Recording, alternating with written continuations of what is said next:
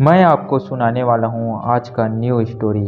तो आप सबसे पहले एकांत जगह पर बैठ जाइए और उसके बाद इस स्टोरी को सुनिए और जिससे अपने आप को फोकस कीजिए।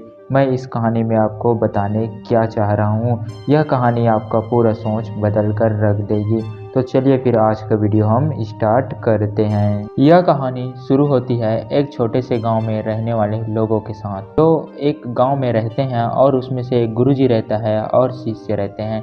शिष्य अपने गुरुजी से पूछते हैं कि ज़िंदगी में क्या क्या समस्या आती है और उसे हम कैसे सामना करके एक सफल इंसान बन सकते हैं। तो गुरुजी उसे प्रैक्टिकल के माध्यम से समझाते हैं और अपने शिष्यों से कुछ कार्य कराते हैं। तो चलिए हम सुनते हैं इस स्टोरी को। एक गुरुजी ने अपने शिष्यों को सड़क के बीचों बीच एक बड़ा सा चट्टान रखने के लिए कहा। चट्टान के बीच सड़क में रखवाकर गुरुजी ने शिष्यों को छुप कर इस पर नज़र रखने के लिए कहा, देखना कि इस चट्टान को कौन रास्ते से हटाता है। लोग उस जगह से आते रहें और जाते रहें, लेकिन किसी ने भी चट्टान को हटाने की कोशिश नहीं की।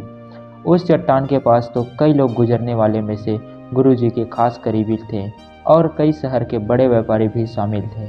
और उनमें से कुछ लोग तो गुरुजी को ही कोसने लगे थे कि क्या गुरुजी इस चट्टान को भी रास्ते से हटवा नहीं सकते। लेकिन किसी ने भी उस चट्टान को रास्ते से हटाने का प्रयास नहीं किया।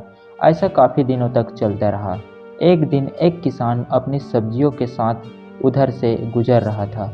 उसने चट्टान को रास्ते में पड़े देखा और सोचा कि सबको इस चट्टान की वजह से कितनी तकलीफ हो रही होंगी। अपने मजबूत लाठी से उधर चट्टान को एक तरफ ढकेलने की कोशिश शुरू कर दी। काफ़ी कोशिश के बाद वह उसे सड़क से हटाने में कामयाब हो गया।